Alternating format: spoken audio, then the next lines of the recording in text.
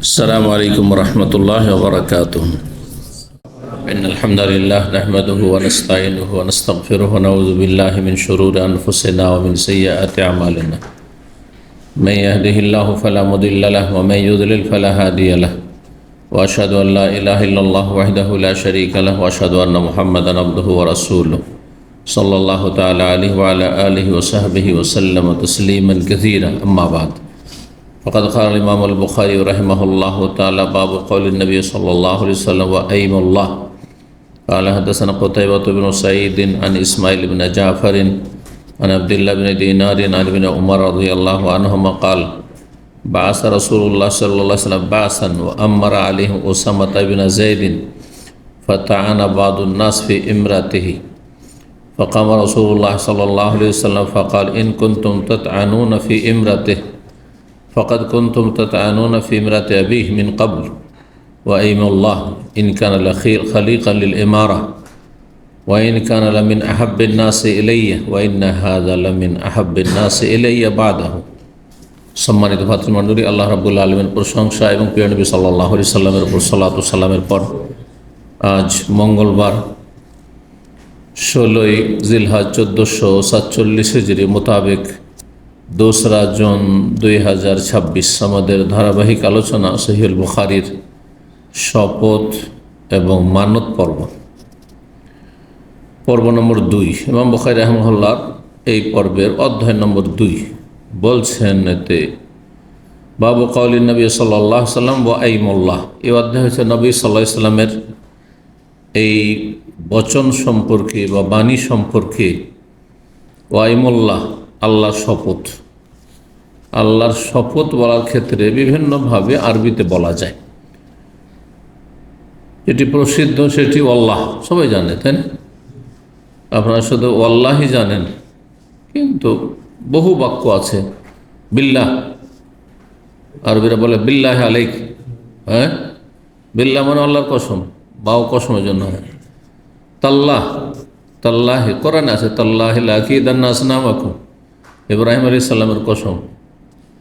হ্যাঁ, সূরা আম্বিয়া, তাল্লাহি লাকিদান্না আসনামাকুম, আল্লাহর কসম করে বলছি।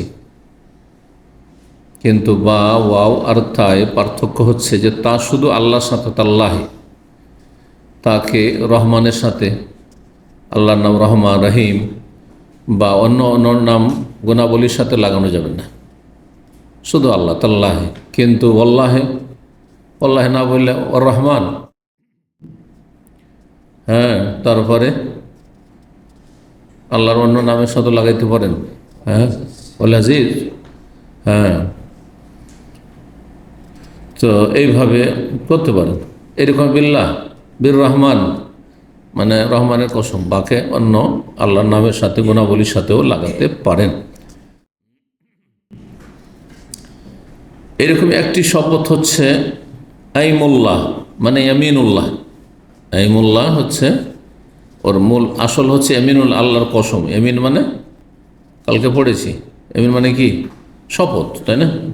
কসমের কয়টি আরবি কালকে বলেছি? 3টে, মনে আছে না? মাশাআল্লাহ। কি কি? কসম, হালফ, হলফ, দুটো বাংলাতে ব্যবহার হয়। কসম করছি, হলফ করছি, দুটো বাংলাতেই ব্যবহার হয়, আরবি দুটো। আর 3 নম্বর হচ্ছে ইয়ামিন। ইয়ামিন মানে কসম। জি, ইয়ামিন কসম কত প্রকার কালকে বলিনি? কসম কত প্রকার? 3 প্রকার। হ্যাঁ, 3 প্রকার। জি, কয় প্রকারে কাফারা লাগবে? শুধু 1 প্রকার কাফারা লাগবে। চলেন, তো কসম করার একটি বাক্য হচ্ছে ওয়া আইমুল্লাহি। আচ্ছা, কসম যখন হবে তখন আল্লাহতে সবসময় কাসরা জের হবে, এটা মনে রাখেন। এটা আরবরা বুঝে, কিন্তু আমরা অনেক সময় বুঝি না। আল্লাহ এভাবে কসম হয় না। তাহলে কসম আল্লাহ মানে এবং আল্লাহ, তো আতিফা হয়ে গেল। কিন্তু যখন আল্লাহি বলবেন মানে আল্লাহর কসম। জি, ওয়াও হারফে জার, ওয়াও হারফে যার 17টি হারফে জার রয়েছে তার একটি হচ্ছে ওয়াও। সুতরাং যার যেই আপনার শব্দটির ওপর আসবে সেই শব্দটি বা যে ইসমের ওপর আসবে তাকে কাসরা জের দেবে। আল্লাহি, বিল্লাহি, তাল্লাহি, এভাবে ওয়া আইমুল্লাহ, এরকম আল্লাহর কসম। তো আইমুল্লাহ বলেও কসম করা আরবদের মাঝে ছিল। নবী সাল্লাল্লাহু আলাইহি ওয়াসাল্লাম এইভাবে কসম করেছেন, কেউ করতে পারে। 6627 নম্বর হাদিস বর্ণনা করছেন আব্দুল্লাহ বিন উমর রাদিয়াল্লাহু তাআলা আনহুমা। তিনি বলেন যে বাসা রাসূলুল্লাহ সাল্লাল্লাহু আলাইহি ওয়াসাল্লাম, বাসা রাসূলুল্লাহ সাল্লাল্লাহু আলাইহি ওয়াসাল্লাম একটি ক্ষুদ্র সেনাদল পাঠালেন, একটি অভিযান বা ক্ষুদ্র সেনাদল প্রেরণ করলেন। নবী সাল্লাল্লাহু আলাইহি ওয়াসাল্লাম নিজে যাননি। তো নবী সাল্লাল্লাহু আলাইহি ওয়াসাল্লাম না গেলে তো কাউকে একজনকে নেতা বানাইতে হবে, দায়িত্বশীল বানাইতে হবে। আম্মারা আলাইহিম, তাদের দায়িত্বশীল নিযুক্ত করলেন, তাদের সেনা প্রধান নিযুক্ত করলেন ওসামা বিন যায়েদকে রাদিয়াল্লাহু তাআলা আনহু। ওসামা বিন যায়েদ কে নবী সাল্লাল্লাহু আলাইহি ওয়াসাল্লামের পালক পুত্র। যায়েদ বিন হারেসা হচ্ছেন নবী সাল্লাল্লাহু আলাইহি ওয়াসাল্লামের পালক পুত্র। ইসলামের পূর্বে পালক পুত্রের নিয়ম নীতিমালা ছিল। নবী সাল্লাল্লাহু আলাইহি ওয়াসাল্লাম সেই জমানায় যায়েদকে পালক পুত্র হিসাবে গ্রহণ করেছিলেন।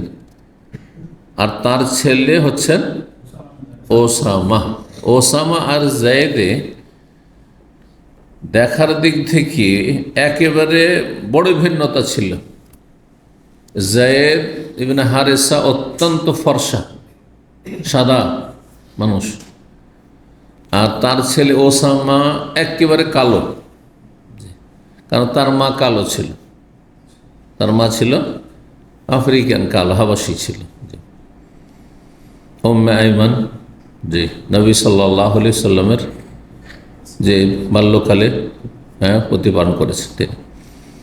তো যার ফলে ওসামার মায়ের মতো কালো হয়েছিল। তো ওসামা ইবনে যায়েদ রাদিয়াল্লাহু তাআলা আনহুমা ওসামাকে খুব বেশি ভালোবাসতেন, ওই রকমই যেমন হাসান হোসেনকে খুব বেশি ভালোবাসেন নবী সাল্লাল্লাহু আলাইহি ওয়াসাল্লাম। এই জন্য সাহাবায়ে কেরাম কোন একটি বিশেষ ঘটনায়, যে চুরির ঘটনা ছিল, সুপারিশের জন্য কাকে ধরেছিল গিয়ে, যে ওসামাকে দিয়ে সুপারিশ করে। অল্প বয়সী ছেলে, আর নবী সাল্লাল্লাহু আলাইহি ওয়াসাল্লাম অত্যন্ত ভালোবাসেন, হয়তো তার কথা রেখে নেবেন। আর যদি ভুলও করে তো বেশি কিছু বলবেন না। খুব কাছের মানুষ, খুব প্রিয় মানুষ, আর অল্প বয়সী মানুষ। কিন্তু একজন 50-60 বছরের মানুষ যদি ভুল কথা বলে, তো তার উপর মানুষ বেশি ক্ষিপ্ত হবে, এটা কেমন কথা হইল, তাই না? অল্প বয়সী মানুষ হইতেই পারে, যুবক মানুষ। তো ওসামা বিন যায়েদ রাদিয়াল্লাহু তাআলা আনহুকে কি করেছেন নবী সাল্লাল্লাহু আলাইহি ওয়াসাল্লাম? এই সেনা প্রধান করেছিলেন, দায়িত্ব দিয়েছিলেন। এক তো অল্প বয়সী, নবী সাল্লাল্লাহু ইন্তেকালের সময় মাত্র 18 বছর বয়স তার। সর্বশেষ নবী সাল্লাল্লাহু আলাইহি ওয়াসাল্লামের অসুস্থতায় যেই সেনা দলকে প্রেরণ করেছেন নবী সাল্লাল্লাহু আলাইহি ওয়াসাল্লাম, সেটি ছিল জৈশ ওসামার নেতৃত্বে। তখন বয়স মাত্র 18 বছর। 18 বছর বয়সী সেনাপ্রধান, এটাও নবী সাল্লাল্লাহু আলাইহি ওয়াসাল্লামের পক্ষ থেকে পরীক্ষা, মানুষের সাহাবায়ে কেরামদের ঈমানের পরীক্ষা, আল্লাহর হুকুমে। সেটা অনেক সময় এরকম পরীক্ষায় আপনারা পড়ে গিয়ে মেনে নিতে পারেন না। এখন আপনাদের মাঝে সবচেয়ে অল্প বয়সী ধরেন একজন কেউ আছে, 15-20 বছরের, আর কোন একটা দায়িত্ব আমি দিচ্ছি, আর ও কি দায়িত্ব দিয়ে দিলাম। আপনার মধ্যে সাদা দাড়িওয়ালা মানুষ আছে, মুরব্বী 60 বছর বয়সের আছে, আর তারপর অনেক শিক্ষিত লোকের আছে, অনেক পয়সাওয়ালা লোক আছে। আর সবার যদি আমি আমির প্রধান বানিয়ে দিই ওই 18 বছরের ছেলেকে, তখন আমার ঈমান আমল নিয়ে অনেক সময় আপনি সমালোচনা শুরু করে দেবেন যে এই স্বজন প্রীতি করলো নাকি, একই কেন আমাদের, তারপর এই পোলাপনকে কেন আমাদের দায়িত্ব, এর কথা কি মানবে? আমার মনে, এই যে অহংকার ঢুকে গেল, পরীক্ষা ফেল করে দিলেন না। ঠিক কখনো কখনো এইভাবে আল্লাহ পরীক্ষা করে থাকেন। তো ওসামাকে 18 বছর বয়সের ছেলেকে আল্লাহ রাব্বুল আলামিন নবীর মাধ্যমে সাহাবায়ে কেরাম, বিশিষ্ট সাহাবায়ে কেরাম, প্রবীণ সাহাবায়ে কেরাম, তাতে আবু বকরও ছিলেন, ওমরও ছিলেন কেমন পর্যন্ত, সেই সেনা দলে তাদের প্রধান বানিয়ে দিলেন ইমানের পরীক্ষায়। এ অনুভূতি ওদের আছে যারা বিভিন্ন কোম্পানিতে কাজ করেন। আর আপনার ফোরম্যান, সুপারভাইজার অথবা মুদির, পার্সোনাল ম্যানেজার, এটা অল্প বয়সী, 30 বছরের, 20 বছর, 25 বছর, প্রথমে এসে আপনার মদির হয়ে গেছে, আর আপনি সেই কোম্পানিতে 25 বছর ধরে কাজ করছেন, পয়সা আমাদের মতো হয়ে গেছে। মেনে নিতে কঠিন লাগে, মানুষের নফসের ওপর, মনের ওপর এটা খুব কঠিন, কষ্টকর এটা মেনে নেওয়া। জি, এগুলো ইমানের পরীক্ষা। জি, এখানে পাস করছেন না, আপনি ফেল করছেন, আপনার অহংকার কাজ করছে, দাম্ভিকতা কাজ করছে, হটকারিতে কাজ করছে, মানব না, হ্যাঁ, নেতাকে অমান্য করা, অথচ আলো উলিল আমরি মিনকুম, নেতাকে মানা ফরজ। জি, আর নবী সাল্লাল্লাহু আলাইহি ওয়াসাল্লাম যদি সঙ্গ বানিয়ে দেন তাহলে তো আরও বড় ফরজ হয়ে যায়। এমনিতেও যদি পরামর্শের মাধ্যমে, ধরেন আপনাদের সবার পরামর্শ হলো, আর পরামর্শে, হ্যাঁ, 20 জন 25 জন এক দিয়ে গেল যে একটা যুবক ছেলেকে, হ্যাঁ, আপনাদের প্রধান বানিয়ে দিল, ভলেন্টিয়ারদের প্রধান বানিয়ে দেওয়া হইল, আর 10 জনের মন খারাপ হতো, আমার কি কাজ আছে, একে কেন বানানো হইল? হ্যাঁ, ইমানের পরীক্ষা হয়েছে। আর অহংকার আপনার মধ্যে, আপনাদের বিভিন্ন রোগ, হ্যাঁ, কেন এটা? আনুগত্যের অভাব। জি, এমনটা যেন না হয়। তো ওসামা বিন যায়েদ রাদিয়াল্লাহু তাআলা আনহুকে নবী সাল্লাল্লাহু আলাইহি সাল্লাম যখন কি বানালেন, আমি দায়িত্বশীল বানিয়ে দিলেন, ফাতাআনা বাযুন নাসি ইমরাতে, তখন কিছু মানুষের মধ্যে কিছু চিটা থাকবেই, সাহাবায়ে কেরামদের জামানাতো, হ্যাঁ, কিছু মুনাফিকও ছিল, এমনই সবাই খাঁটি মুসলিম ছিল, হ্যাঁ, খাঁটি মুসলিমও খাঁটি, তারপরে কিছু ধরেন একেবারে সদ্য এখনই নিয়ে মুসলিম হয়েছে। আর আরবদের মধ্যে জাতীয়তা তো একেবারে কঠিন, প্রত্যেক কমে জাতীয়তা আছে, এই জাতীয়তা মুক্ত হওয়াটা একটা ইমানের পরীক্ষা। এখনো আপনার আঞ্চলিকতার টান আছে, দিনদারির টানের চাইতে বেশি প্রাধান্য পায় আমার উপর, হ্যাঁ, আল্লাহ ভীরুতা তাকওয়ার চাইতে বেশি আপনার কাছে, হ্যাঁ, ফার্স্ট ক্যাটাগরি হচ্ছে আমার ডিস্ট্রিক্টের, আমার থানার, আমার ভাষাভাষী, হ্যাঁ, আমার দেশের, দেশি ভিনদেশি, এগুলো জাহিলিয়াত নবী সাল্লাল্লাহু আলাইহি ওয়াসাল্লাম বলেছেন ইমানের পরীক্ষা এগুলো। তো আরবদের মধ্যে এটা অনেক বেশি ছিল। ইসলাম আসার পরে সেটাকে, হ্যাঁ, ওর যেমন শক্ত পাথরে, হ্যাঁ, আঘাত করে করে করে করে পাথরকে চূর্ণ বিচূর্ণ বা নরম করা হয়, হ্যাঁ, ঠিক ওই রকমই। জি, মানুষের আখলাক আমল একদিনে ঠিক হয় না, চিন্তা চেতনা একদিনে ঠিক হয় না, ইমান একদিনে শক্তিশালী হয় না। আঞ্চলিকতা মানুষের মধ্যে আছে। আমি অনেক ভাইদের দেখেছি, সহি আকিদার ভাইদের সাথে ওর অত খাতির না, যত খাতির ওর বিদাতি ভাইয়ের সাথে, যেহেতু তার গ্রামের অথবা তার ডিস্ট্রিক্টের অথবা তার দেশের। এখানে দীর্ঘ অভিজ্ঞতা, 35, 36, 37 বছর সৌদি আরব হচ্ছে, কথা বুঝতে পারছেন? জি, মোদী ইউনিভার্সিটি পড়ে পাক হইতে পারে না অধিকাংশ।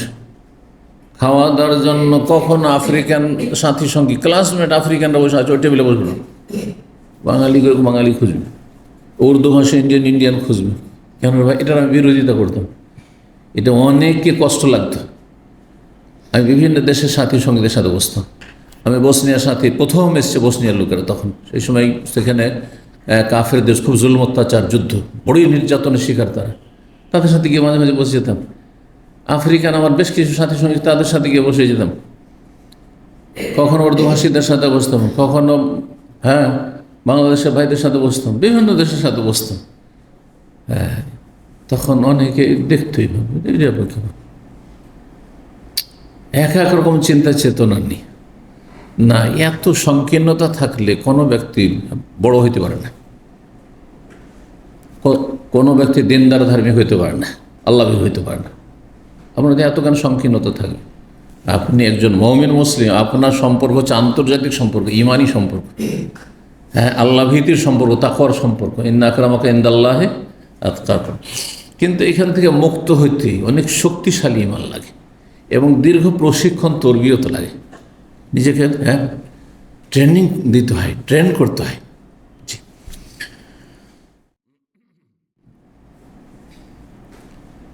কিছু লোকেরা তখন তার নেতৃত্বে কি করতে লাগলো, নেতৃত্ব সম্পর্কে সমালোচনা করতে শুরু করলো। তা না মানে খোঁচা দেওয়া, আঘাত করা, মানে সমালোচনা করা শুরু করলো। যে অল্প বয়সী ছেলে, হ্যাঁ, আবার আরেকটা দিক ছিল, কুরাইশরা সবচেয়ে সম্ভ্রান্ত আরবে, তাই না, আর স্বাধীন মানুষেরা, আর যায়েদ বিন হারেসা ছিল দাস, গোলাম, তাকে স্বাধীন করা হয়েছে। হ্যাঁ, তাহলে গোলামই তো এক যুগে ছিল না, গোলামের সন্তান, গোলামের ছেলে, সামাজিক থেকে তাহলে নিম্নমানের। এই ধরনের ধারণা এখন পর্যন্ত প্রতিটি জায়গায় আছে। ইল্লাম রহেমাল্লাহ, আমাদের এক সিলেটের ভাই ছিলেন, খুব পুরাতন ছাত্র আমাদের, চৌধুরী, মানে চৌধুরী বংশ তো জানেন যে এরা এক যুগে ইংরেজ আমলে বা ওই যুগটাতে এরা নিজেদের মতো জমিদার বা সম্ভ্রান্ত বংশ। বলছে আমাদের কিছু, হ্যাঁ, ওই আমাদের জমিদারির যুগে আমাদের কিছু কি ছিল, যারা জনমজুর করতো, চাকর নকর ছিল। এখন পর্যন্ত দেশ স্বাধীন হয়েছে 47-এর এক স্বাধীন, তারপর 71-এর আর এক স্বাধীন, আর কত যুগ চলে গেছে ইংরেজদের চলে যাওয়ার, তারপরেও কিন্তু জাহিলিয়াত দূর হয়নি। বলছে এখনও চেয়ার যদি খালিও থাকে, বেঞ্চ যদি খালিও থাকে, আমরা বসে আছি, আমাদের এইসব জন্মজুরদের সন্তানরা, সন্তানদের সন্তানরা, তাদের নাতিপুতারা, তারাও কেউ আমাদের সামনে বেঞ্চে বসবে না, নিচে এসে বসবে। আর যদি বসে তো এটা বেয়াদবি হয়ে যাবে, ওরাও ভয় পায়, সমাজ প্রতি রেখে। কী সাহসে বসলি তুই চেয়ারে, বেঞ্চে কীভাবে বসলি তুই? হ্যাঁ, তুই আমাদের, তোর বাপ তোর দাদা আমাদের একসময় চাকর্ণ করছিল, বাস্তবতা হচ্ছিল। আমাদের বিয়ে শাদিগুলোতে গরিবকে ওই ফুটপাতে কলাপাতে খেতে দেয়, আর ভিআইপিদেরকে খায় আবার চেয়ার টেবিল করে, আবার ডাইনিং টেবিল দিয়ে। সব জাহিলিয়াত, সব জাহিলিয়াত, ইসলাম পরিপন্থী বিষয়। তো এইগুলোর তরবিয়ত নেওয়ার জন্য এলেম লাগবে, আমল লাগবে, এবং এই আমল করতে অনেক সময় কষ্ট লাগবে। অল্প বয়সী মানুষের, অথবা আপনি পয়সার দিক থেকে, শিক্ষার দিক থেকে, সামাজিক দিক থেকে, সব দিক থেকে সিনিয়র, আর আপনাকে কারো অধীনে করে দেওয়া হবে আপনার জুনিয়রের, এটা মেনে নেওয়া মনের জন্য খুবই কষ্টকর। তো কিছু লোকের সমালোচনা করে ফেললো। রাসূল জানতে পারলেন যে ওসামা বিন যায়েদকে আমি সেনাপ্রধান বানিয়েছি, আমির নিযুক্ত করেছি, এটির জন্য সমালোচনা হচ্ছে। রাসূলুল্লাহ সাল্লাল্লাহু আলাইহি ওয়াসাল্লাম তখন দাঁড়ালেন ভাষণ দেওয়ার জন্য, আর বললেন, ইন কুনতুম তাতআনুনা ফি ইমরাতিহি, যদি আজকে ওসামার নেতৃত্ব নিয়ে তোমরা সমালোচনা করো, ত্রুটি খুঁজো, তান মানে ত্রুটি খোঁজা, দোষ খোঁজা, বিভিন্ন অর্থ করা যেতে পারে। ফাকাদ কুনতুম, তো এটি কোনো অস্বাভাবিক নয়, নতুন কথা নয়, বরং বিগত ইতিহাস আছে। ইতিপূর্বে যায়েদ বিন হারেসাকে আমি সেনাপ্রধান বানিয়েছিলাম মুতার যুদ্ধে। নবী সাল্লাল্লাহু আলাইহি সাল্লাম কয়েকজনকে ধারাবাহিকভাবে কী করেছিলেন? সেনাপ্রধান বানিয়েছিলেন। আর বলছে এ যদি শহীদ হয়ে যায় তো আরেকজন শহীদ হয়, আরেকজন। ইন কতেলা জাফর ইবনে আবি তালিব, সেনাপ্রধান, সে যদি শহীদ হয়ে যায় তাহলে যায়েদ বিন হারেসা, নেতা, সেনাপ্রধান, সেও যদি শহীদ, কতেলায় জায়েদ যদি শহীদ হয়, সিরাতুন নবীতে আলোচনা করেছি, মুতার যুদ্ধ একটি পর্বে আলোচনা আছে, 110টি পর্বে। তাহলে কে? আব্দুল্লাহ বিন রাওয়াহা, তাহলে আব্দুল্লাহ বিন রাওয়াহা, তিনজনই পরপর শহীদ হয়ে গেলেন। কারণ যাদের নাম নবী সাল্লাল্লাহু আলাইহি ওয়াসাল্লাম নিযুক্ত করেছিলেন নেতা হিসেবে, তারা সবাই শহীদ হয়ে গেলেন। এটি ছিল নবী সাল্লাল্লাহু আলাইহি ওয়াসাল্লামের পক্ষ থেকে যেন ওহীভিত্তিক ইঙ্গিত। না হলে কোনো যুদ্ধে একাধিক নেতা নিযুক্ত করেন নবী সাল্লাল্লাহু আলাইহি ওয়াসাল্লাম।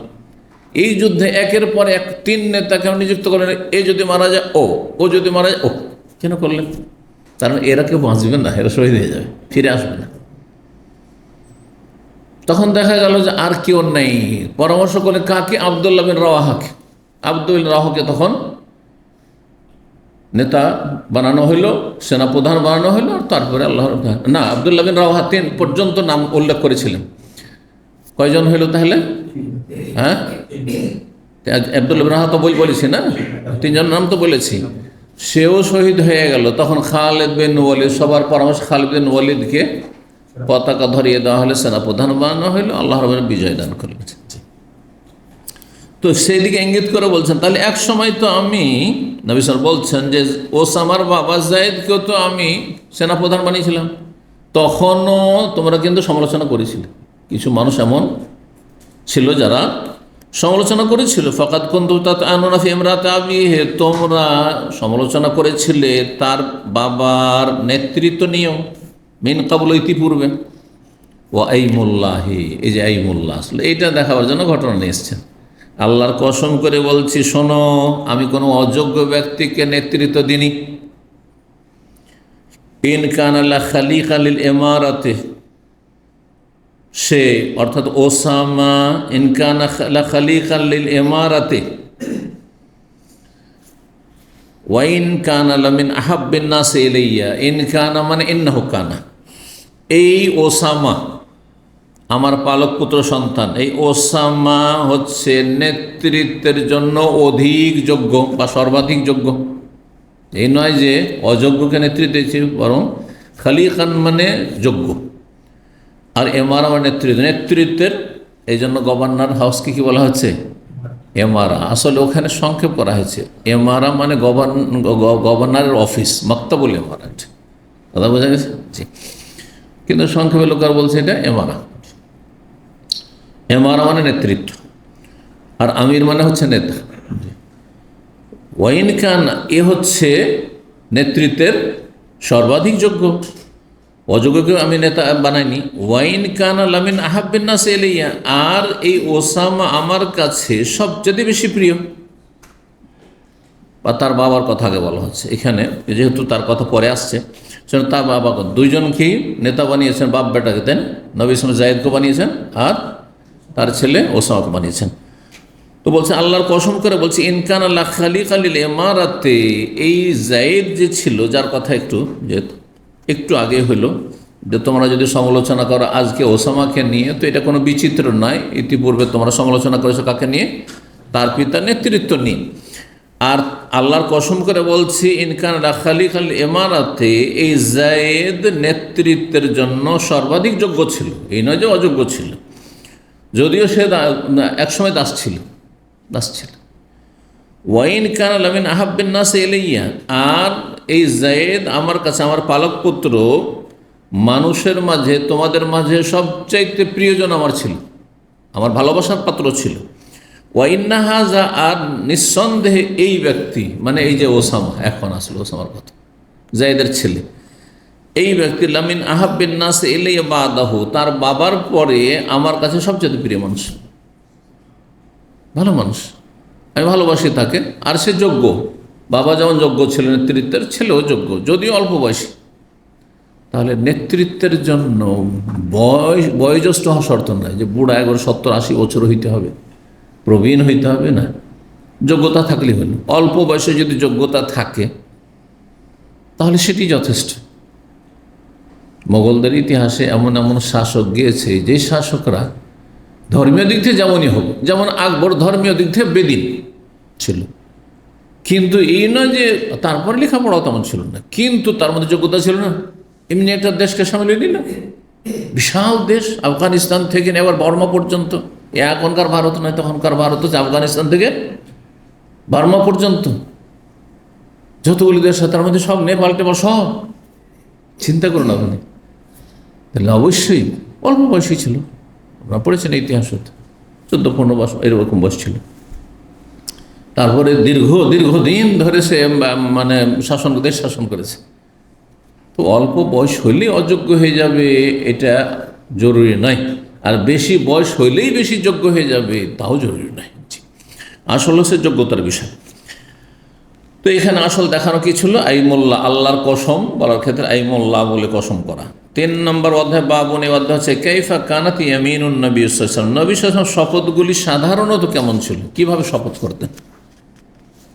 আল্লাহ বলেও শপথ করেছেন, ওয়াল্লাযী নাফসি বিয়াদিহি বলেছেন, ওয়াল্লাযী নাফসু মুহাম্মাদিন বিয়াদিহি, সে আল্লাহ শপথ করেছি যার হাতে আমার প্রাণ রয়েছে, মুহাম্মদ সাল্লাল্লাহু আলাইহি ওয়াসাল্লামের প্রাণ রয়েছে, এইভাবেও করেছেন। যে তো ওকালা সাদ বিন আবি ওয়াক্কাস রাদিয়াল্লাহু তাআলা বলেন, নবী সাল্লাল্লাহু আলাইহি ওয়াসাল্লাম বলেছেন, ওয়াল্লাযী নাফসি বিয়াদি, সে আল্লাহর শপথ যার হাতে আমার জীবন রয়েছে, আমার প্রাণ রয়েছে। আবু কাতাদা বলেন, কাল আবু বকর ইনদান নবী সাল্লাল্লাহু আলাইহি ওয়াসাল্লাম, একবার নবী সাল্লাল্লাহু আলাইহি ওয়াসাল্লামের সামনে আবু বকর সিদ্দিক রাদিয়াল্লাহু তাআলা কসম করবেন, লা হাল্লাহি, লা হাল্লাহি, লাটা অলঙ্কারের জন্য অতিরিক্ত, যেমন লা উকসিমু বিয়াউমিল কিয়ামা, কোরআন আছে না? লা উকসিমু, দুটো সূরাতে লা উকসিমু বিয়াউমিল কিয়ামা আর লা উকসিমু বিহাযাল বালাদ। লা মানে তো না হয়, তো আমি কসম করছি না, এরকম অর্থ কি? না আমি কসম করছি, অর্থ দেখবেন আমি কসম করছি, আমি শপথ করছি, তাই না? তাহলে লাটটি হচ্ছে অতিরিক্ত, এর অর্থ এখানে নেই। কিন্তু অতিরিক্ত কিছু শব্দ বিভিন্ন ভাষায় ব্যবহার হয়ে থাকে কিসের জন্য? আপনার ভাষার অলংকার হিসাবে, ভাষার অলংকার হিসাবে। সেটার কোনো অর্থ হয় না। আমরা আমাদের ভাষাতে অনেকে ব্যবহার করেন এই কথাটি, জানি না আপনারা ব্যবহার করেন, কিন্তু অনেকে ব্যবহার করে থাকেন কথায় কথায়। সেখানে গিয়েছিলাম আর কি, শুনেছেন? আমরা অনেকেই করেন, কিন্তু এটা অভ্যাস আছে, অনেক লোকেরাই করে, শিক্ষিত লোকেরা করে, এমন যে অশিক্ষিত মূর্খদের ভাষা এটা। আমি সেখানে এই কাজটি করে এসেছি আর কি। তার কি মানে কি? কিচ্ছু না, ঘোড়ার ডিম, তাই না? ভাষার অলঙ্কার এটা। জি, ঠিক ওই রকমই লা উকসিমু বিহাযাল বালাদ মানে উকসিমু বিহাযাল বালাদ, এই মক্কা নগরীর আমি শপথ করছি। লা উকসিমু বিয়াউমিল কিয়ামা মানে উকসিমু বিয়াউমিল কিয়ামা, কিয়ামতের দিবসে শপথ করছি। লা এটা অলঙ্কারের জন্য শুধু, কিন্তু জায়েদা, এই যে তাফসীর কিতাবে দেখবেন যে লা জায়েদা, অতিরিক্ত। তো অতিরিক্ত কেন নিয়ে আসলেন? আল্লাহ স্বয়ং অতিরিক্ত নিয়ে আসেন কিসের জন্য? ভাষার অলঙ্কার। আরবরা এভাবে বলে থাকে। লা, এই যে লা হাল্লাহি, হাল্লাহে আর ওয়াল্লাহে, যেমন ওয়াল্লাহে দিয়ে কসম করা হয়, আরবরা হাল্লাহে দিয়েও কসম করে। যদি আজকাল এটা চলে না হয়তো, কিন্তু তখন ছিল লা হাল্লাহে এজান, তাহলে আল্লাহর কসম। এইভাবে আবু বকর সিদ্দিক রাদিয়াল্লাহু আনহু কোনো কথা প্রসঙ্গে কসম করেছিলেন। ওয়ায়ুকালো, আর আরবরা এভাবে বলে থাকে, মানে বলা হয়ে থাকে এইভাবে কসম, কি? ওয়াল্লাহে, বিল্লাহে, তারপর তাল্লাহে, এইভাবে কসম করে থাকে আরবরা। 6628 নম্বর হাদিস বর্ণনা করেছেন আব্দুল্লাহ বিন উমর রাদিয়াল্লাহু তাআলা আনহু, তিনি বলেন কানাত ইয়ামিনুন নবী সাল্লাল্লাহু আলাইহি ওয়াসাল্লাম, নবী সাল্লাল্লাহু আলাইহি ওয়াসাল্লামের শপথ সাধারণত এই বাক্য দিয়ে হইতো, লা ওয়া মুকাল্লিবিল কুলুব, ওয়াল্লাহও নেই, ওয়ার রহমানেও নেই, ওয়াল খালিক ওয়াল খালিক ওয়াল মালিকও নেই, বরং কি রয়েছে? ওয়া মুকাল্লিবিল কুলুব, ওয়াও কসমের জন্য। তাহলে এর অর্থ কি হবে? যিনি অন্তরের আবর্তন বিবর্তনকারী তার শপথ করছি, অন্তরের পরিবর্তনকারী তার শপথ করছি। ওয়া মুকাল্লিবিল কুলুব, লা ওয়া মুকাল্লিবিল কুলুব। তো এখানে লাটা কি? এই যে লা উকসিমুতে যেমন অতিরিক্ত, ঠিক ওইখানে অতিরিক্ত। 6629 নম্বর হাদিস বর্ণনা করছেন জাবের বিন সামরা রাদিয়াল্লাহু তাআলা আনহু, নবী সাল্লাল্লাহু আলাইহি ওয়াসাল্লাম থেকে বলেন, নবী সাল্লাল্লাহু আলাইহি ওয়াসাল্লাম ইযা হালাকা কাইসার ফালা কাইসার বাদাহু, যখন রোম সম্রাট কাইসার ধ্বংস হয়ে যাবে, মানে কাইসারের পতন ঘটবে, ফালা কাইসার বাদ, তখন আর কোন রোম সম্রাট কাইসার আসবে না, এই রাজত্ব শেষ হয়ে যাবে চিরতরে। বিশাল সেই যুগে নবী সাল্লাল্লাহু আলাইহি ওয়াসাল্লাম আমলে সারা দুনিয়াতে দুটো পরাশক্তি ছিল, খুব বড় শক্তি ছিল। যেমন এক জামানায় ছিল 90-এর দশকে ছিল আমেরিকা একটি পরাশক্তি, আর একটি ছিল সোভিয়েত ইউনিয়ন, আর একটি পরাশক্তি। জানেন না? পেয়েছেন ওই যুগ, 90-এর যুগ, বা ইতিহাস পড়েছেন সোভিয়েত ইউনিয়ন, যেখান থেকে অনেকগুলি দেশ এখন স্বাধীন, আলাদা আলাদা, অধিকাংশগুলি কিন্তু মুসলিম। এদের জুলম অত্যাচার করে, এদের খুন করে রক্তাক্ত বিপ্লব নিয়ে এসেছিল এই কার্ল মার্কসের শিষ্য লেনিন, স্টালিন, এরা 1917-তে। আর তারপরে 1917 থেকে 90-এর দশক পর্যন্ত, 89 তোমার মদিনা এসছে, 90-এর দশকে তখন এই সোভিয়েত ইউনিয়ন একবারে ছিন্ন ভিন্ন হয়ে গেল। আমেরিকার সাথে শীতল যুদ্ধ চলত। শীতল যুদ্ধ একটি বাংলার সুন্দর ভাষা, বুঝেন কি মানে? কি শাব্দিক অর্থ তো ঠান্ডা যুদ্ধ। আপনার রুমমেটে বা স্বামী স্ত্রী, আল্লাহ না করে এরকম হয়, কথা প্রসঙ্গে বলছেন আমার ওয়াইফের সাথে শীতল যুদ্ধ চলছে, মানে কি? মারামারি, ঝগড়া, লড়াই, তর্কাতর্কি কিচ্ছু হচ্ছে না, কিন্তু কি চলছে? ব্রেনের টানাপোড়া চলছে।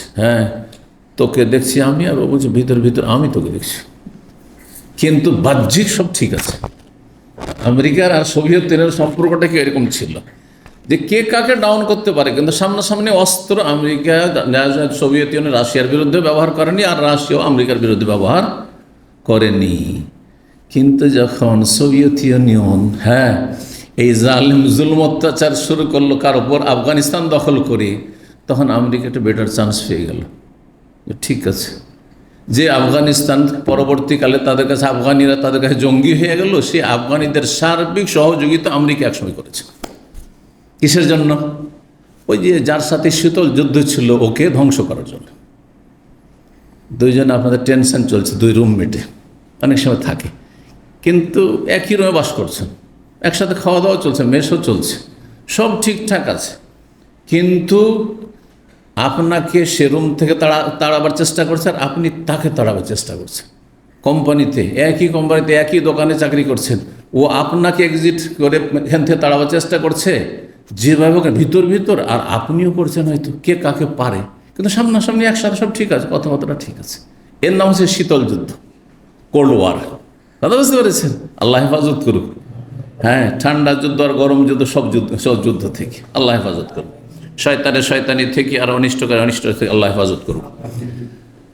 তো তারপরে সুযোগ যখন পেয়ে গেল আমেরিকা, তখন আফগানিস্তানকে সার্বিক সহযোগিতা করে, তখন আফগানিস্তান একে যখন সোভিয়েত টুকরো করে দিল, একবার অসহায় হয়ে পড়লো, দুর্বল হয়ে পড়লো, একবারে চন্ন বিচন্ন হলে কাজ হয়ে গেছে। আর আমার প্রতিপক্ষ সামনে দাঁড়াবার মতো আর নেই, বুঝছেন? তারপর বলছে আমাদের টার্গেট পুরা হয়ে গেছে, আমাদের টার্গেট পুরা হয়ে গেছে, এখন তোমরা আর ওই জেহাদ না, এতদিন ছিল জেহাদ, এখন থামো। বলছে আমরা থামবো না, শুরু করে চালিয়ে যাবো, তাহলে তোরা জঙ্গি, এখন জঙ্গি তোরা। এ হচ্ছে ইতিহাস আসলে। কালকের মুজাহিদ, আমেরিকার দৃষ্টিতে আফগানিরা গিয়ে কি হয়ে গেল? জঙ্গি হয়ে গেল। বুঝতে পারছেন? এই তো জঙ্গিবাদ, মুসলিম মানে জঙ্গি, মুসলিম মানে টেরোরিস্ট। বুঝতে পারছেন? এই শুরু হলো। এটাও চললো, অনেক দিন ধরে চললো। তারা আফগানিস্তানের ওপর আক্রমণও করলো আবার একসময় আমেরিকা, যে দোস্ত ছিল তারপর আক্রমণও করলো, আর তারপর আক্রমণ করে দীর্ঘদিন থাকলো। তার তো একটা টার্গেট তাদের ছিল, ওইটাও যখন পুরা হয়ে গেল, তখন কি করলো? ছেড়ে দিয়ে চলে গেল। আর এক শ্রেণী পাগল মুসে মনে করলো যে দেখো আফগানরা কত পারে, এদেরকে এখন আমেরিকাকে হারিয়ে দিয়েছে, টার্গেট পুরা হয়ে গেছে, চলে গেছে। বুঝতে পারছেন না? ভাবছে যে ইরানের কাছে আমেরিকা হেরে চলে গেছে। এক শ্রেণী পাগলরা যেমন ভাবছে, না, ওদের একটা টার্গেটটা এসেছিল, এটা জাল পেতে ফাঁসাইতে চেয়েছিল কিছু মানুষকে, হয়তো কিছু দেশকে ফাঁসাইতে পারলো না, অথবা কিছু টার্গেট পুরা করতে পারলো, কিছু পারলো না। যেটুকু হোক না কেন, আমি অত রাজনীতিবিদ নয়, কিন্তু আপনাকে সার কথা বলছি, নিজের টার্গেট নিয়ে এসেছিল, টার্গেট পুরা হয়ে গেছে, সরে গেছে, থামিয়ে দিয়েছে। আবার যখন কোন একটা টার্গেট হবে, তখন আবার আক্রমণ করে দিবে। এটা হচ্ছে দুনিয়ার স্বার্থের লড়াই। সেখানে ন্যায় আর অন্যায় বলে কিছু নেই, আল্লাহ হেফাজত করুক। তো যাই হোক, এজাহালাক, তো সেই যুগে কি বলতে গেছিলাম, নবী সাল্লাল্লাহু আলাইহি ওয়াসাল্লাম আমলে দুটো বড় শক্তি ছিল। একটি ছিল রোম সাম্রাজ্য, রোমান শক্তি, আর একটি হচ্ছে পারস্য শক্তি, পার্সিয়ান শক্তি, পারস্য শক্তি। এরা ছিল অগ্নিপূজক, ইরান ইরাক মিলে বড় একটি শক্তি ছিল। আর আরেকটি শক্তি ছিল রোমান শক্তি, যেটা শাম দেশ থেকে, সিরিয়া থেকে, আপনার জর্ডন থেকে, লেবানন থেকে, এখান থেকে শুরু করে একবারে ইউরোপ পর্যন্ত পুরোটাকে রোমান শক্তি বলা হতো। যার মধ্যে যতগুলি ইউরোপের দেশ আছে, ইটালি হোক, আর আপনার রোম হোক, আর আপনার যতগুলি ইউরোপের দেশ আছে, সব সামনে। ওমর রাদিয়াল্লাহু তাআলার জামানায় আরবের বাইরে জিহাদ শুরু হলো। আর আলহামদুলিল্লাহ এই 10 বছরের ভিতরে প্রথম দিকেই এ দুটো যে দুনিয়ার বড় শক্তি, সবগুলি কি হলো? পরাজিত হইল ওমর রাদিয়াল্লাহু তাআলা আনহুর খেলাফতের সামনেই। সুবহানাল্লাহ, অকল্পনীয়। আল্লাহর কত খাস মদত হইতে পারে, চিন্তা করুন। যারা মরুভূমিতে, যাদের খাবার ছিল দুধ, না হয় গোস্ত, আর না হয় খেজুর, আর কিছু ছিল না। বুঝতে পেরেছেন? তাদের কাছে এত বড় শক্তিগুলি, যাদের কাছে সব রকমের শক্তি ছিল, সেই যুগের সবচেয়ে উন্নত দেশ সেগুলি ছিল। এবং সুপার পাওয়ার ছিল সেই যুগের আমেরিকা, সেই যুগের চায়না, হ্যাঁ, সেই যুগের রাশিয়া বলতে পারে, কিন্তু তারা পরাজিত হয়েছে।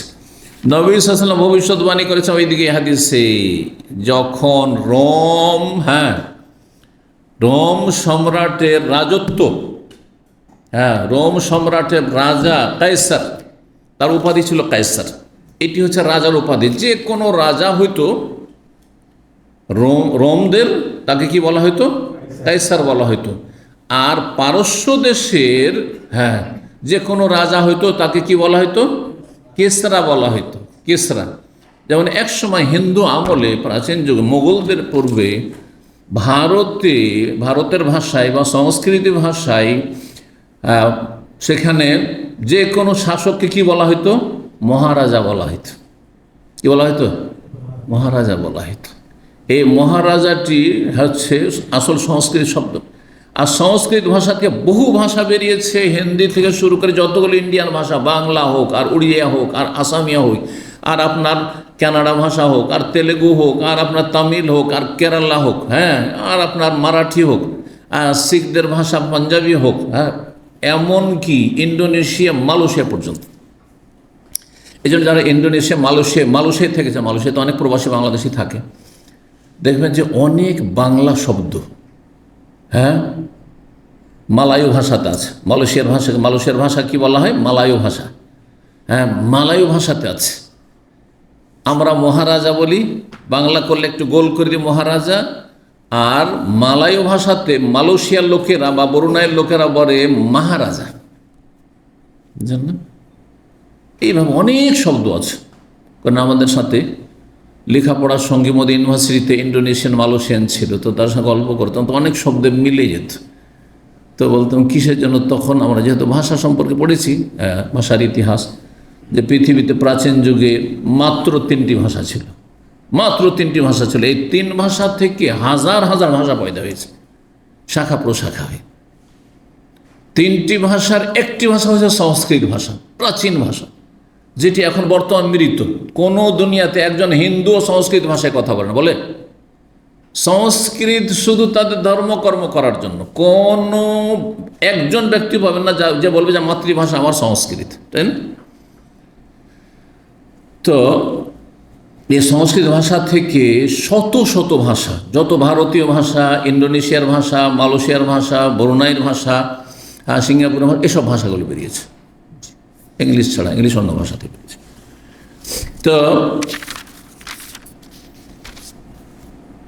বিভিন্ন ভাষায় রাজার উপাধি হতো, বা রাজার কি হতো? উপাধি হইতো। তো রোমানদের ভাষায় রোম সম্রাটকে কি বলা হতো? কাইসার। কি বললেন নবী সাল্লাল্লাহু আলাইহি ওয়াসাল্লাম? এজা হালাকা কাইসার, যখন রোম সম্রাটের পতন ঘটবে, ফালা কাইসারা বাদহু, একবার পতন ঘটার পরে তারপরে আর কোনো রোম সম্রাটের আবির্ভাব হবে না, আর এইরকম রাজত্ব কায়েম হবে না। তো বলবেন যে ইউরোপ তো আছে। হ্যাঁ আছে, খ্রিস্টান প্রধান ইউরোপ দেশ, কিন্তু বিশাল একটি দেশে এর আকারে নেই। রোম দেশ একটি দেশের আকারে ছিল, কিন্তু সে একটি দেশের আকারে নেই, অনেকগুলি ইউরোপের দেশ হয়েছে, ছোটো ছোটো দেশ হয়ে গেছে।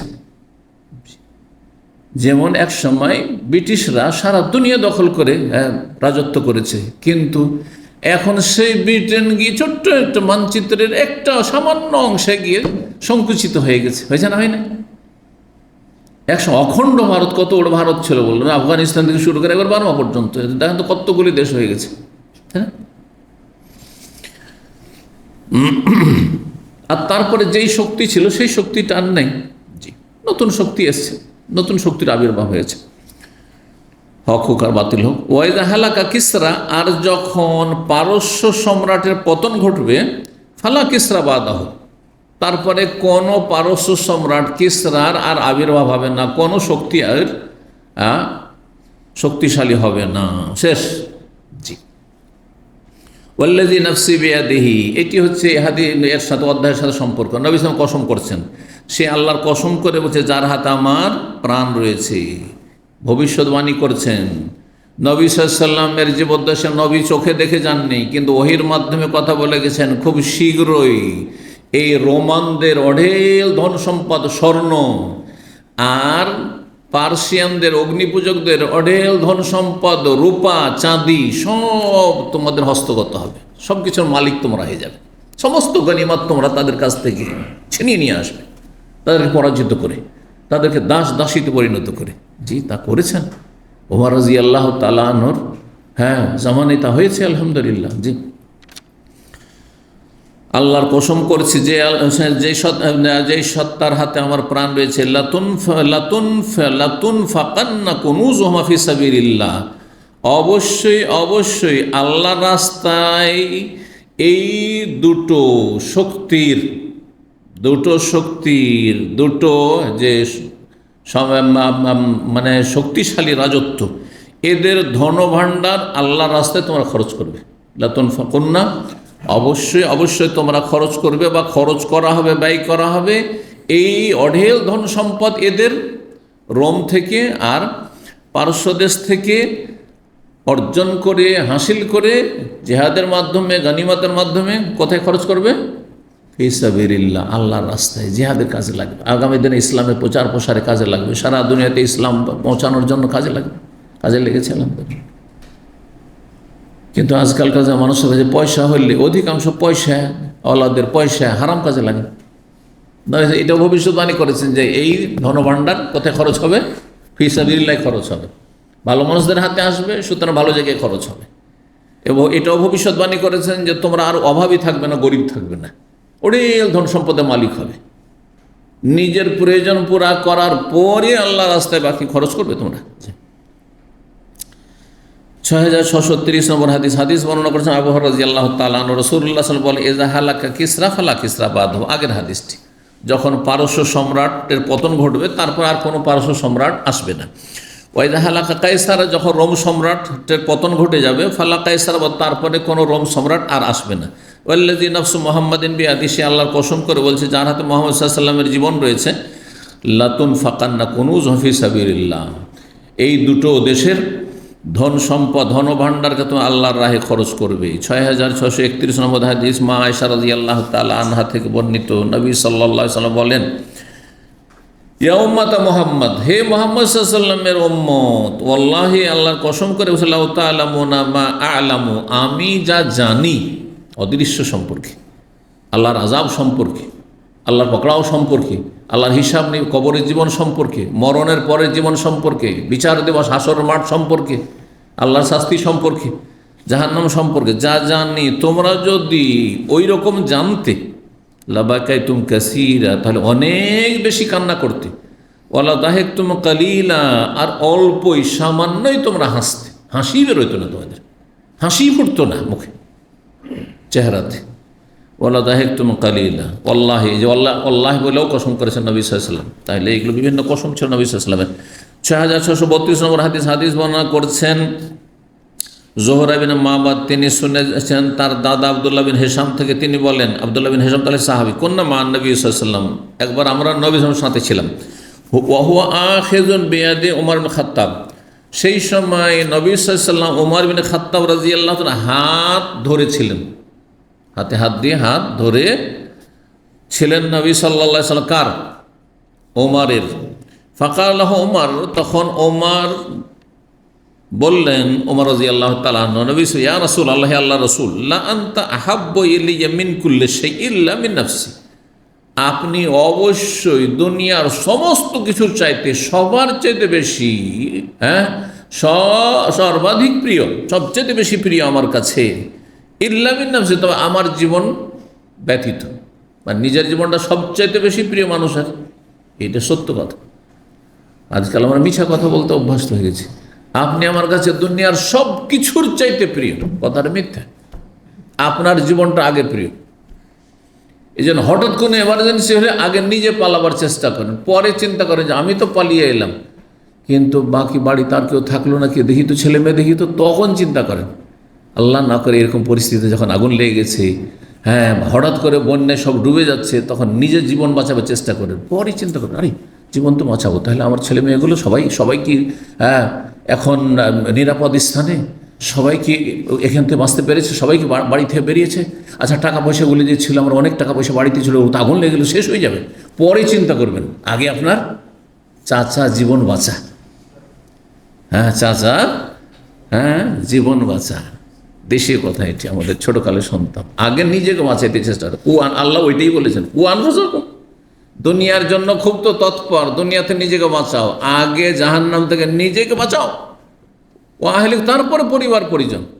নিজেই বেনামাজি আর ছেলেকে হাফেজ বানাচ্ছে, ছেলেকে মাদ্রাসায় ভর্তি করছে। অনেক আমাদের কিছু ভাইরা আছে সামান্য একটু ইসলামকে মহব্বত করে, আবেগী হয়েছে আর ভেবেছে যে আমি তো পাপি তাবি, মেলা হারাম খাচ্ছি, পাপ করছি, তো একটা হাফেজ বানিয়ে দিল। বেদাতিদের ওই জাল জয়ীফ হাদিসে বিশ্বাস যে যদি ছেলে হাফেজ হয়ে যায় তাহলে নিজের বংশের 10 জনকে, হ্যাঁ 10 জন জাহান্নামী জান্নাতে নিয়ে যাবে।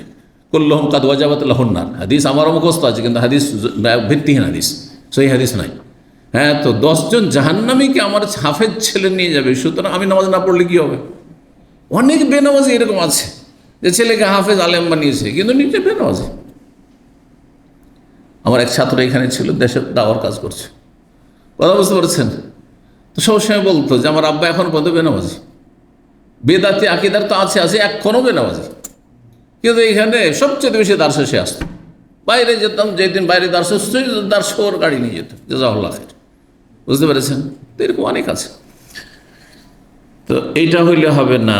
দুনিয়া আখেরাতের ক্ষেত্রে, যেমন দুনিয়ার ক্ষেত্রে আপনি খুব সজাগ, আগে নিজেকে বাঁচাও আর তারপরে পরের কথা চিন্তা করো।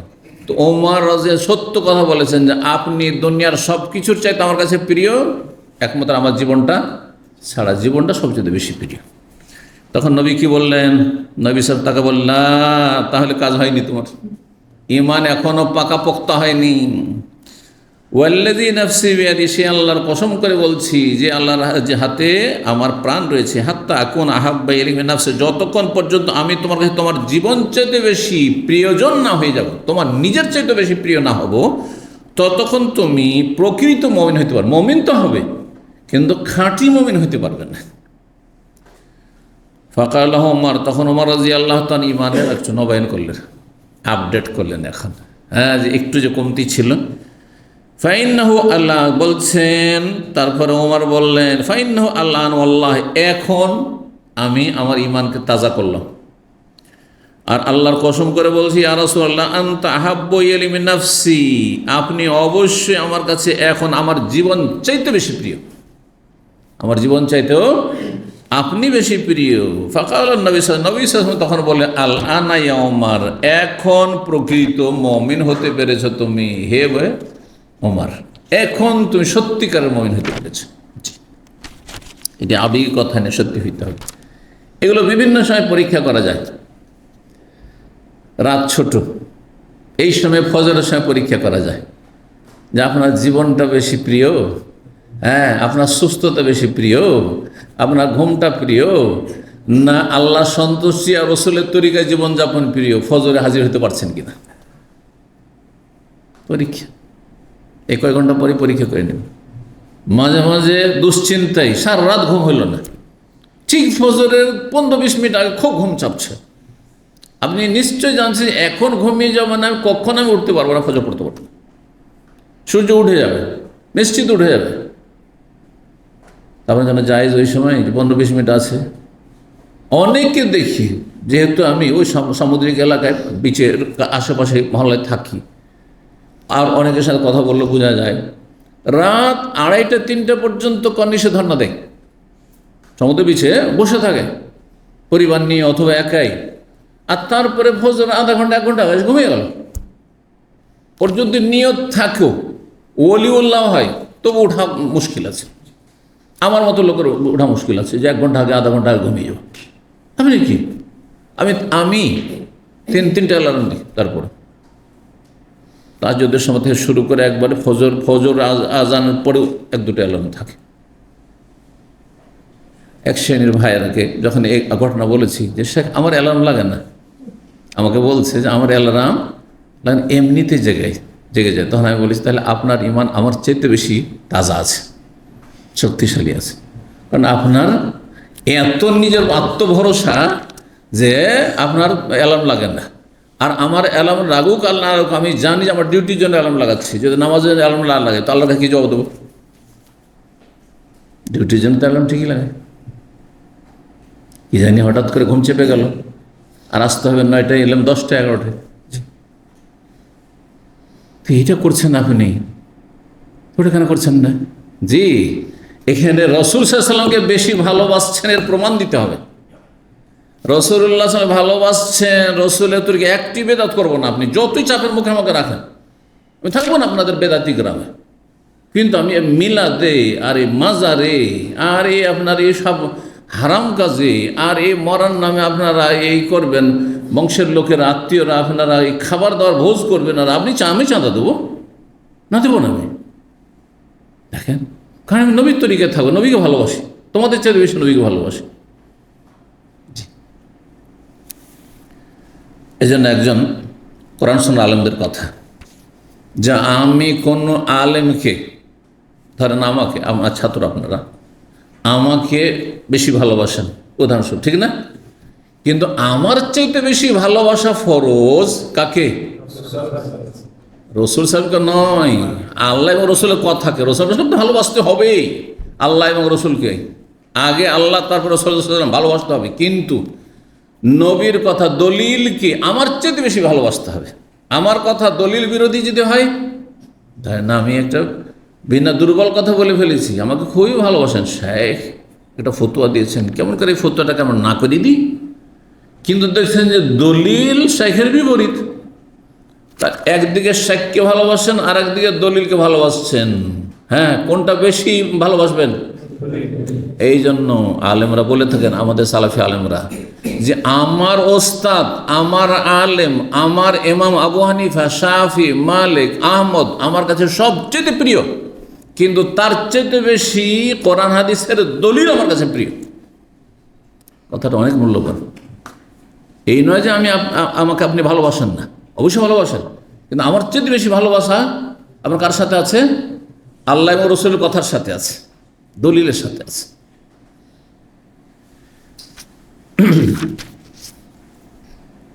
আল আনা ইয়া ওমর, এখন প্রকৃত ইমানদার হইতে পেরেছে হে ওমর। 6633 নম্বর হাদিস বর্ণনা করছেন আবু হুরায়রা রাদিয়াল্লাহু তাআলা এবং যায়েদ বিন খালিদ, দুইজন সাহাবী, আন্নাহুম আখবারাহু, এই দুইজন জানিয়েছেন তাদের ছাত্র কাকে? ওবাইদুল্লাহ বিন আব্দুল্লাহ বিন উতবা বিন মাসউদ। উতবা বিন মাসউদ হচ্ছেন আব্দুল্লাহ মাসউদের ভাই। তাহলে আব্দুল্লাহ মাসউদের ভাইয়ের ছেলে হচ্ছে আব্দুল্লাহ, আর আব্দুল্লাহ ছিল ওবাইদুল্লাহ। এই ওবাইদুল্লাহ যিনি, ইনি তাবেইনদের জামানার মদিনার বড় একজন ইমাম ছিলেন। 7 জন বড় ইমাম ফোকাহা ছিলেন তাবেইনদের যুগে, প্রসিদ্ধ তারা, ফোকাহে সাবআ বলে ফিকহের ভাষায় তারা প্রসিদ্ধ। 7 জন বিশিষ্ট ফাকিহ ইমাম আলেম তাবেইনদের, তাদের প্রথম 1 নম্বরের নাম আসছে কার? এ ওবাইদুল্লাহ। ওবায়দুল্লাহ, ওরওয়াত, কাসেমু, সাইদুন, আবু বকরিন, সুলাইমান ও খারিজা। এটাকে আমি ছন্দ আকারে শুনিয়েছি, তার একটা অংশ বলবো আজকে। তো এই ওবায়দুল্লাহ বিন আব্দুল্লাহ বিন উতবা বিন মাসউদ তিনি বর্ণনা করেছেন আবু হুরায়রা রাদিয়াল্লাহু তাআলা আনহু থেকে আর যায়েদ বিন খালিদ থেকে, তারা দুইজন জানিয়েছেন আন্না রাজুলান ইখতাসামা ইলা রাসূলিল্লাহ সাল্লাল্লাহু আলাইহি ওয়াসাল্লাম, কোন একটি ঘটনা ঘটেছিল, দুর্ঘটনা, বিবাদ। দুইজন ব্যক্তি রাসূলুল্লাহ সাল্লাল্লাহু আলাইহি ওয়াসাল্লামের কাছে বিবাদ নিয়ে আসলো। বিবাদ নিয়ে কি করলো? আসলো, মানে ঝগড়া, দ্বন্দ্ব বা বিবাদ, একটি মীমাংসা নিতে হবে। রাসূলুল্লাহ সাল্লাল্লাহু আলাইহি ওয়াসাল্লামের কাছে আসলো, জি, বাদী এবং বিবাদী। ফাকাল আহাদুহুমা, তাদের একজন বলল, ইকযি বাইনানা বিকিতাবিল্লাহ, হে আল্লাহ রসুল, আমাদের মাঝে আল্লাহর বিধান মোতাবেক ফয়সালা করুন। কিতাব মানে কোরআনে কারীম কিতাবুল্লাহ হয়, আর আল্লাহর বিধানকেও কিতাবুল্লাহ বলা হয়েছে এই হাদিসে, সেটাই হয়েছে। কারণ যে বিধানটি বর্ণনা করা হয়েছে কোরআনে কোথাও নেই, কোথায় আছে? হাদিসে আছে। আর হাদিসও আল্লাহর বিধান, যেমন কোরআনও আল্লাহর বিধান, বুঝতে পারছেন না? জি হ্যাঁ, কিতাবুল্লাহ মানে আল্লাহর পক্ষ থেকে শরীয়তের লিখনি, শরীয়তে যা আদেশ নিষেধ লেখা হয়েছে, সেটা কোরআনেও থাকতে পারে, আবার হাদিসও থাকতে পারে। এই জন্য আল্লাহর বিধানের অর্থ করলাম। ওয়াকাল আল আখার, দ্বিতীয় ব্যক্তি বললেন, ওয়াহু আফকাহমা, দ্বিতীয় ব্যক্তি যিনি ছিলেন তিনি ওই দুইজনের মাঝে বেশি জ্ঞানী মানুষ ছিলেন, বেশি জ্ঞানী শিক্ষিত মানুষ ছিলেন, বা দিন সম্পর্কে বেশি জ্ঞানী ছিলেন। আজাল ইয়া রাসূলুল্লাহ, হ্যাঁ হে আল্লাহ রসুল। আজাল মানে নাম, কিন্তু আশ্চর্য হওয়ার সময় বলা হয় সাধারণত এটা। সাধারণ নামের মতো না। নাম আপনারা জানেন না, নাম মানে হ্যাঁ, তাই না? লাম আল্লাহ, কিন্তু বালা মানেও হ্যাঁ হয়, কিন্তু ওর ক্ষেত্র, প্রয়োগের ক্ষেত্র ভিন্ন আছে। হ্যাঁ, বালা ওয়ানা আলা যালিকা মিনাশ শাহিদিন, বালা কাদিরিনা আলা নুসাউইয়া বানানা, বালা কোরআনে কারিমে রয়েছে। জি, বালা মান কাসাবা সাইয়াতান, বালা মান আসলামা ওয়াজহাহু লিল্লাহ, বলে যে কোরআনে বলা রয়েছে। আজাল মানেও হ্যাঁ, হে আল্লাহ রসুল, হ্যাঁ, ফাকযে বাইনা বিকিতাবিল্লাহ, আল্লাহর বিধান মোতাবেক আপনি ফয়সালা করে দেন। ওয়াজাল্লি আন আতাকাল্লাম, আর আমাকে আপনি কথা বলার অনুমতি দেন।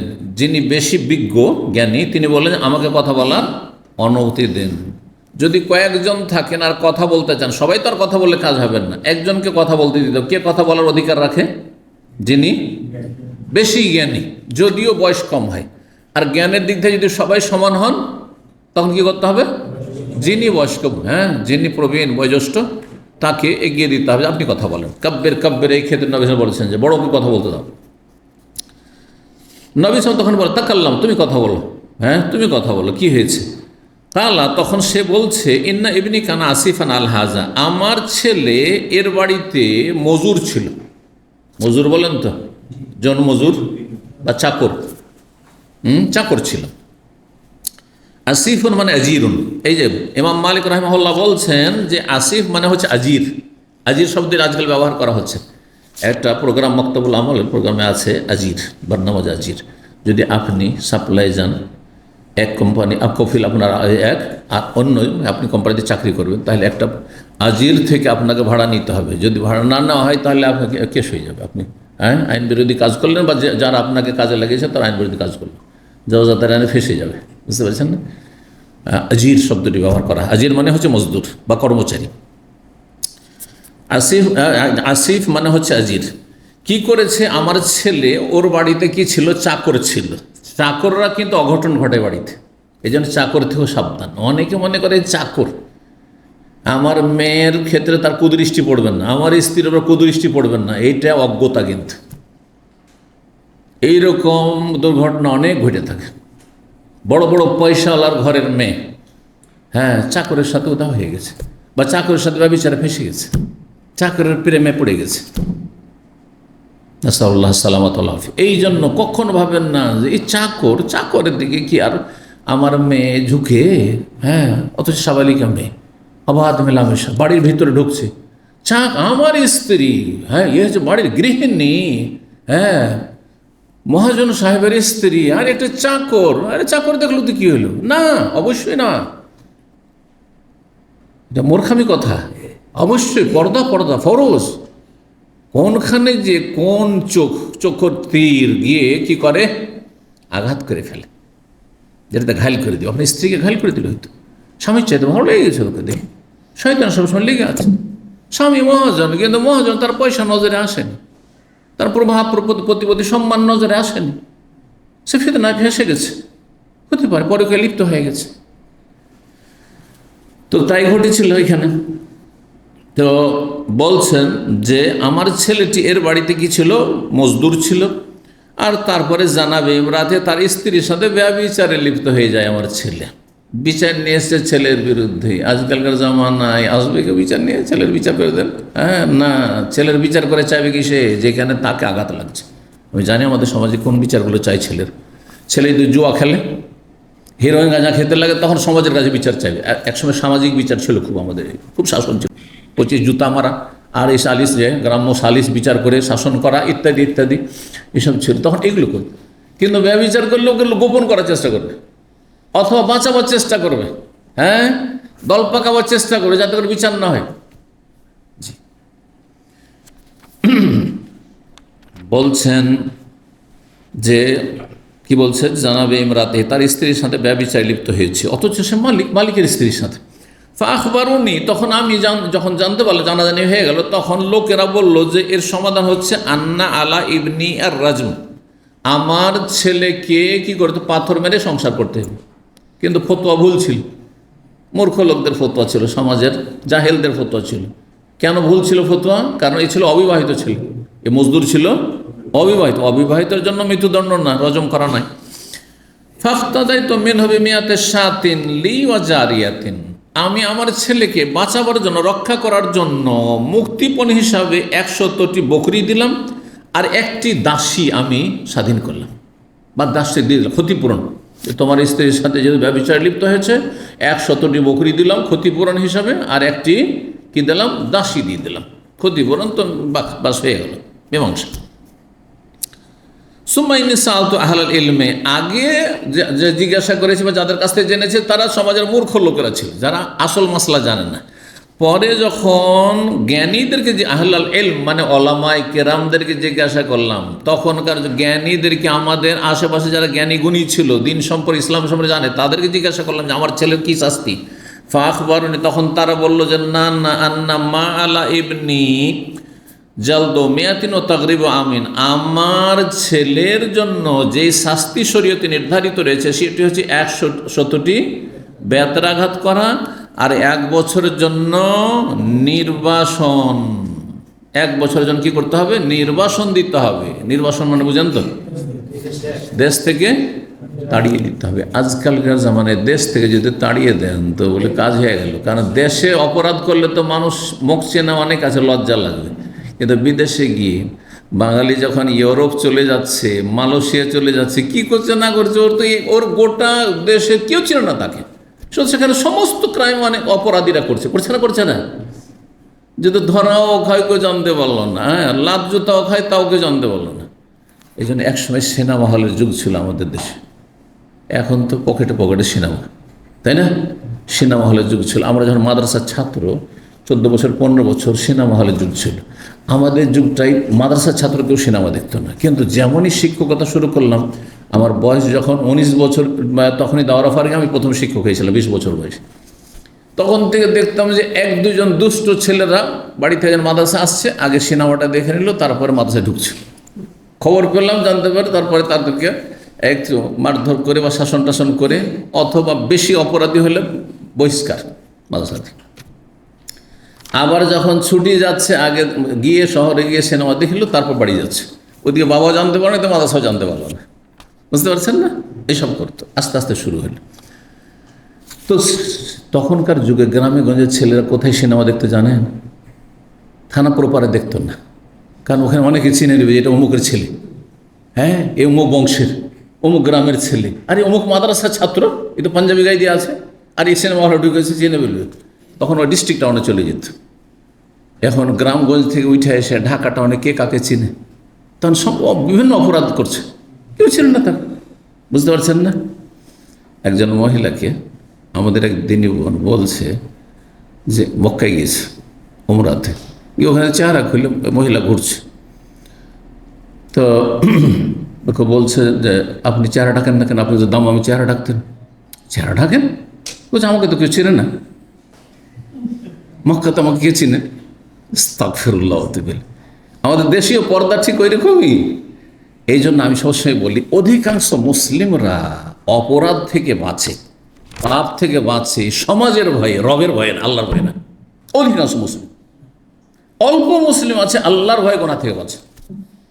দীর্ঘ আমার দাওয়াতি ময়দানের অভিজ্ঞতার পরে আপনাদেরকে বলছি, সমাজের ভয়, না হয় বাপের ভয়, না হয় মায়ের ভয়, হ্যাঁ, পরিবারের ভয়, হ্যাঁ, আত্মীয় স্বজন এদের ভয়, চাচা মার দিবে, দাদা মার দিবে, বাপ মার দিবে, অথবা বাড়ি থেকে তাড়িয়ে দেবে, খেতে দেবে না, হ্যাঁ, অথবা সমাজে কেমন করে মুখ দেখাবো সেই জন্য।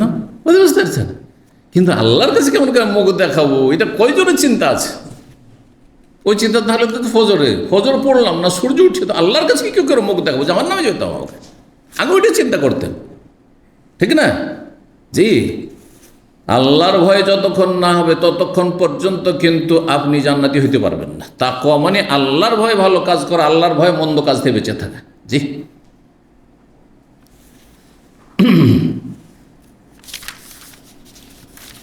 ঘন্টা কাছে গেছে বা হয়ে গেছে, আমরা শেষ করছি। তো কি বলছিলাম, হাদিসটি শেষ করি। তাকে বলা হলো যে তোমার ছেলের শাস্তি তাহলে কি মৃত্যুদণ্ড না, আর এই যে ক্ষতিপূরণ দিয়েছো এটাও ভুল হয়েছে, এটাও ভুল হয়েছে। সুতরাং তোমার ছেলের যে শাস্তি সেটা হচ্ছে 100টি বেত্রাঘাত করতে হবে, আর 1 বছরের জন্য নির্বাসিত করতে হবে। নির্বাসন করে যদি শাস্তি হয় তার নির্বাসন, যেমন ইংরেজ আমলে জালেম ইংরেজরা মুসলিম ভারতের যারা স্বাধীনতাকামী যোদ্ধা ছিল মুজাহিদিন ওলামায়ে কেরাম, তাদেরকে কালা পানিতে তাদেরকে নির্বাসন করত। শুনেছেন না শোনেন নাই? কোথায় জানেন? রেঙ্গুন বলা হইতো, রেঙ্গুন, আন্ডামান বলা হইতো, জি এইসব ভাষার গল্প বলা হইতো। কোথায়? এমন একটি দ্বীপে ভারত মহাসাগরে, যেই দ্বীপে মশা আর মশা, আর সেখানে এমনও ফেলে তো না খাবার দাবার পাচ্ছে, না সেখানে সুপেয় পানি পাচ্ছে, মিষ্টি পানি পাচ্ছে, ওখানে গিয়ে অধিকাংশ মারা যেত, ফিরে আসতো না। তাদের জেল ছিল এরকম। যেমন আমেরিকার গন্টানামোর কথা শুনে কত জুলম অত্যাচার সেখানে হয়েছে, অমানবিক জুলম অত্যাচার, তার চেয়ে বেশি জুলম অত্যাচার করেছে মুসলিম মুজাহিদিন ওলামায়ে কেরাম, যাদেরকে কালা পানিতে পাঠানো হইতো, শাসন হইতো সেই জন্য। কিন্তু এখন যদি বাংলাদেশের একটা ছেলেকে বিচার সালিশ করে তাড়িয়ে দেন গ্রাম থেকে, তো ঢাকা থেকে আরও খারাপ হয়ে যাবে, আর বিদেশে ভারতে তাড়িয়ে দিলে আরও খারাপ হয়ে যাবে, নেপালে তার কাফের দেশে আরও খারাপ, ইউরোপে তাড়িয়ে দিলে কাজ হয়ে গেছে, জান্নাতে চলে এসেছে, ঠিক না? এখন মদ আর নারী পাওয়া তো কোনো ব্যাপারই না, তাই না? জি, সেই জন্য নির্বাসনটি হচ্ছে শাসনমূলক। দেখতে হবে এর দ্বারা শাসন হবে না আরও বেশি খারাপ হয়ে যাবে। যদি আরও খারাপ হয় তাহলে জেল করে দেন, ওটাকে জেলে ঢুকানো গেল, জেলে শাস্তি পান, কঠোর পরিশ্রম করে থাকতে হবে জেলে। জি, অপরাধ করেছে। যাই হোক, ওয়াইন্নামা রাজমাল ইমরাতিহি, হ্যাঁ তার স্ত্রী যে ছিল সে যদি বিবাহিতা, এই মালিকের স্ত্রী, সুতরাং তার শাস্তি কি? সে যদি স্বীকার করে তাহলে মৃত্যুদণ্ড, রজম, জি সংসার করা। ফাকাল রাসূলুল্লাহ সাল্লাল্লাহু আলাইহি সাল্লাম বললেন, আমা শোনো, ওয়াল্লাযী নাফসি বিয়াদিহি, সে আল্লাহর কসম করবে যার হাতে আমার প্রাণ রয়েছে, জি যার হাতে আমার প্রাণ রয়েছে, এই যে কসম নবীর, লাযিয়ান্না বাইনাকুম বিকিতাবিল্লাহ, তোমাদের উভয়ের মাঝে আমি বিচার ফয়সালা করব আল্লাহর বিধান দ্বারা, আল্লাহর কিতাব দ্বারা, মানে আল্লাহর বিধান দ্বারা। কি? আম্মা গানামুকা ওয়া জারিয়াতু ফারাদ্দুন আলাইক, তুমি যে 100টি ছাগল দিয়েছো ক্ষতিপূরণ, আর একটি দাসী দিয়েছো, সেটা তোমার কাছে ফেরত চলে যাবে, তুমি ফিরিয়ে নাও। এই ক্ষতিপূরণ বল দিয়েছো, তুমি ফেরত পাবে। ওয়া জালাদা ইবনাহু মেয়াতান ওয়া গাররাবাহু আমান, নবী সাল্লাল্লাহু আলাইহি সাল্লাম তার ছেলেকে 100টি বেত্রাঘাত করতে বললেন, আর 1 বছরের জন্য নির্বাসন করলেন, যে এই মদিনা থেকে তাড়িয়ে দাও, মদিনা থেকে মরুভূমি তাড়িয়ে দিলে শাস্তি হবে না? হবে না, পড়ে থাকতো। ও আমারা ওনাইসান, ওনাইস নামক সাহাবিকে বললেন, আসলাম গোত্রের, আর ওই গোত্রের হয়তো মহিলা ছিল, সেই জন্য অন্য কোনো সাহাবিকে কেন বললেন? ওনাইস আসলামীকে বললেন যে আইয়াত ইমরাত আল আখার, এই লোক, এই যে মালিক যার স্ত্রী ব্যভিচারে লিপ্ত হয়েছে, তার কাছে যাও, ফাইনি, তাকে গিয়ে বলো যে সে কি ব্যভিচারের কথা স্বীকার করছে, যদি স্বীকার না করে জবরদস্তি কিন্তু শাস্তি দেওয়া যাবে না, মৃত্যুদণ্ড। জেনা ব্যভিচারের শাস্তি কোন অবস্থায় হবে? হয় নিজে যদি স্বীকার করে, আর না হইলে 4 সাক্ষী একসাথে দেখেছে ব্যভিচার করা অবস্থায়। এই নয় যে একই রুমে ঢুকিয়েছিল, দেখেছি, জেনা সাব্যস্ত না, জেনা সাব্যস্ত হইল না। দেখতে হবে যে হ্যাঁ ব্যভিচারে লিপ্ত অবস্থায় দেখেছে, একসাথে 4 জন যদি 4 তারিখে দেখে থাকে, বলছে আমি দেখেছি গত মাসের 5 তারিখে, আরেকজন বলছে আমি 20 তারিখে দেখেছি, আরেকজন বলছে আমি 25 তারিখে দেখেছি, আরেকজন বলছে যে 30 তারিখে 31 তারিখে দেখেছি, তাহলে হইল না, ঘটনা 4টি হয়ে যাচ্ছে। হ্যাঁ, হইল না, একটি ঘটনা একই সাথে 4 জন দেখতে হবে। জেনা ব্যভিচার সাক্ষীদার প্রমাণ করা বড়ই কঠিন, কিন্তু সমস্ত বিষয়ে যতই বড় কোটি কোটি টাকার ঝগড়া হোক, কজন সাক্ষী যথেষ্ট? 2 জন। কিন্তু মানুষের মান ইজ্জত, টাকা পয়সা, দুনিয়ার রাজত্ব চাইতে মূল্যবান। সেই জন্য কারো মানহানি করার জন্য, জেনা ব্যভিচারের সাথে অভিযুক্ত করার জন্য কয়টি সাক্ষী লাগবে? 4 জন সাক্ষী লাগবে, একই সাথে দেখতে হবে, স্বচক্ষে দেখবে। বলছে আমি শুনেছি, আমি বাইরে ছিলাম, ও ভিতরে গেছিল, দেখে এসেছি, আমি শুনেছি, চলবে না? চলবে না। তুমি দেখেছো কিনা? তাহলে এইটা দিয়ে প্রমাণ করা খুব কঠিন, তবে প্রমাণ হবে 4 জন সাক্ষী হলে। 4 জন সাক্ষী, তার চাইতে বড় হচ্ছে নিজেই স্বীকারোক্তি। আচ্ছা, মহিলাদের ক্ষেত্রে আর একটি রয়েছে, হ্যাঁ, গর্ভধারণ। মাশাআল্লাহ, হ্যাঁ, গর্ভধারণ, পেটে বাচ্চা, অথচ স্বামী বাড়িতে নেই, এখন কেউ প্রবাসে আছে, আর ওর স্ত্রী গর্ভধারণ করেছে। হ্যাঁ, জেনা সাব্যস্ত হবে না? কোথা থেকে আসলো? একটা গাঁজাখড়ি ফেকার কেতাব আছে যে এটা বলা যাবে না, কারণ হইতে পারে বাতাসে তার বীর্য উড়ে চলে গেছে। আশ্চর্য হবে যদি মজাব কোন মজাবের কিতাব আছে বলি তো অনেক রাগ করবে, থাক ওইটা লুকাইতে থাক। এগুলো হচ্ছে গুপ্তধন, এলো কিছু মজহাবি গুপ্তধন, কথা বুঝতে পারছে, ইসলাম বিরোধী। জি, আস্তাগফিরুল্লাহ। কি বলছিলাম, আর একটি ঘটনা বলি। আমি যখন আল কাসিমে দায়ী ছিলাম, মদিনা পাশ করার পর 93 পাশ করলাম, তারপরে ওখান থেকে এসেছিলাম।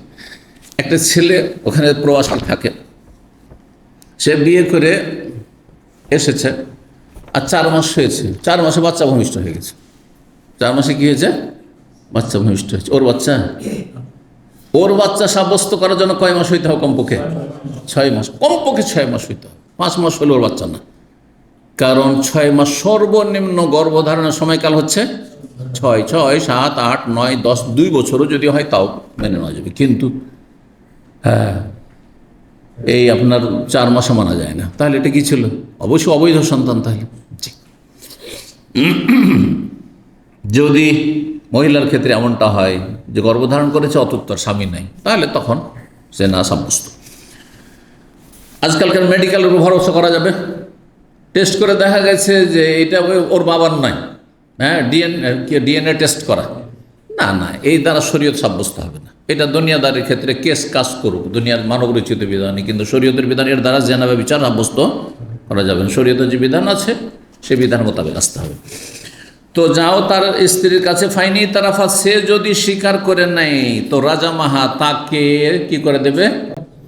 পাথর মেরে সংসার করে। ফা তারাফাত গিয়ে যখন তাকে জিজ্ঞাসা করলো, মহিলা আল্লাহর ভয় স্বীকার করে নিল যে দুনিয়ার শাস্তি হালকা, স্বীকার করে নিল। ফারাজা মা, তখন তাকে পাথর মেরে সংসার করে দিল। এখানে আজকের আলোচনা শেষ করিও। জাযাকুমুল্লাহ খাইর। সুবহান রাব্বিকা রাব্বিল ইজ্জাতি আম্মা ইয়াসিফুন ওয়া সালামুল মুরসালিন আলহামদুলিল্লাহি রাব্বিল আলামিন।